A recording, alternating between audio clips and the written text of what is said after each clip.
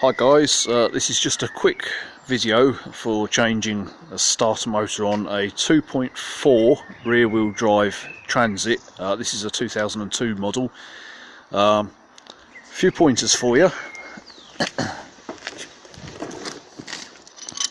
So you're going to need a few bits. You're going to need a 10mm socket and a 13mm spanner. With a head that you can change the angle on. That is absolutely crucial. Don't bother with the long extension bar, it's going to be a pain in the butt, but use the short one and the medium length one, okay? And I'll show you why in just a moment.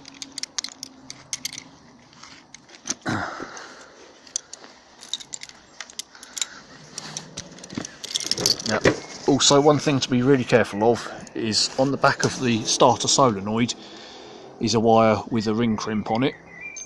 It can seize onto the stud and actually tear off the starter motor. If it does, it's an absolute pain to remove. I tried to hacksaw through this one and eventually it just snapped off around about here, leaving two crimped pieces in position which I had to pick open. That was a horrible job actually. Took me about an hour to pick the thing off, but I got there eventually and put a new crimp on. So I'm just going to show you. I have actually lost my 13mm socket at the moment, but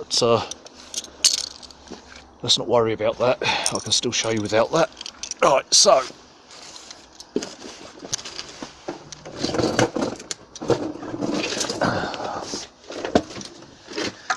let's try and get some good light in here. So you've got a bolt there, a 13mm, and a one on the other side in an identical position. Okay. Forgot to say, make sure you've got a really thick glove because you're going to need it, because you're going to have your hand right up there pushing that spanner and you just know you're going to scratch your hand badly on something. So let's get the glove on first. Right, as you can see, this is a new one. Alright, but I'm just going to quickly talk you through it. So there's one guy, he's drilled a hole through there on YouTube and filled it up again, and Transits are already rust buckets. So you get your spanner up in there, pass this wire if you've got it. This is an auto, so you might not have that. Yes, they do exist. Before you go, wow, I've never seen an auto. Yes, they do. So get your spanner on there, get a good push upwards like that with your glove on so you don't injure yourself really badly. I'm sorry, I can see the camera keep flicking round and changing angles. I probably should have turned my auto rotate off first, but there we go. Let me see if I can do that now for you. I'm not perfect, by the way. I have faults, forgive me. Right, auto rotate is off. Right, so you've got that undone. Then you need to get this one undone as well. You can actually leave these two until last. In fact, it's probably best. Up here, in there, you've got a 10mm stud nut, sorry, that you're going to have to undo for the control wire to the solenoid, and a 13. I can't see in there, neither can you, so I'm just going to try and put the phone up there and let you see if I can. Apologies if it goes blurry or anything, but hopefully you should be able to see just here somewhere.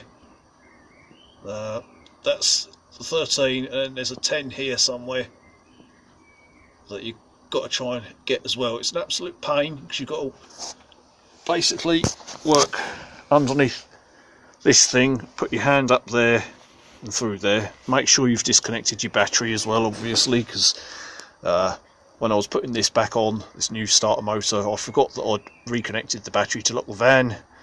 Sure enough, there was a spark or two flew. Everything's been alright, but you know, you never know. You could end up hurting yourself. So please do make sure you disconnect the battery. I should have said that at the beginning of the video, but there we go. So with those two long bars, sorry, the medium and short, these two things, you're going to have to put them up here and through there.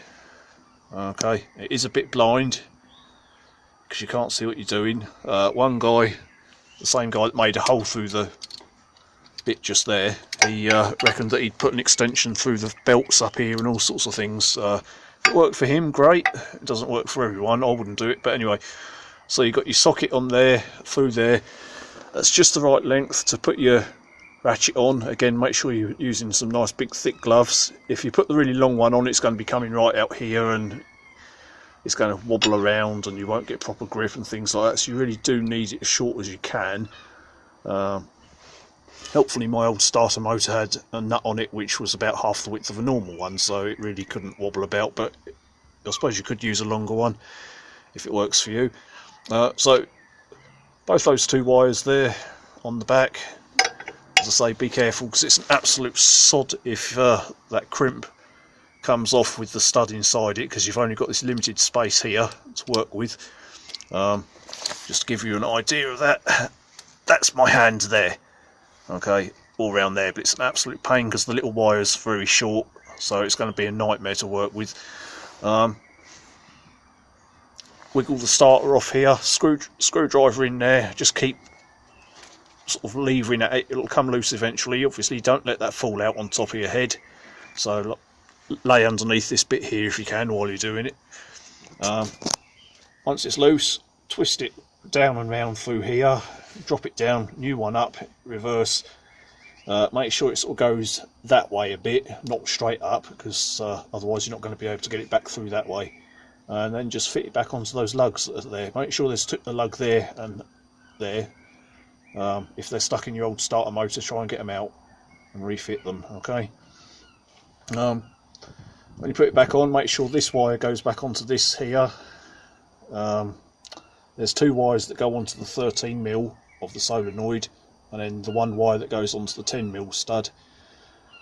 You might have to recrimp it if you have the same bad luck as I did, but try to pick the old crimp off because otherwise it won't be long enough. I think that's about it really. Then it should fire up as mine did. I don't think there's anything else I can tell you really. It is a bit of a pig of a job, not for the faint-hearted, because it's, you know, you're going to have to sort of have a feel around here to find your bolt and things like that, but if you're confident you can do it, crack on. Just make sure you use a spanner here, because you're never going to get a socket in there, and you really don't want to be drilling a hole through here either, because if you do that, that's going to rot away in no time. Okay guys, good luck to yous.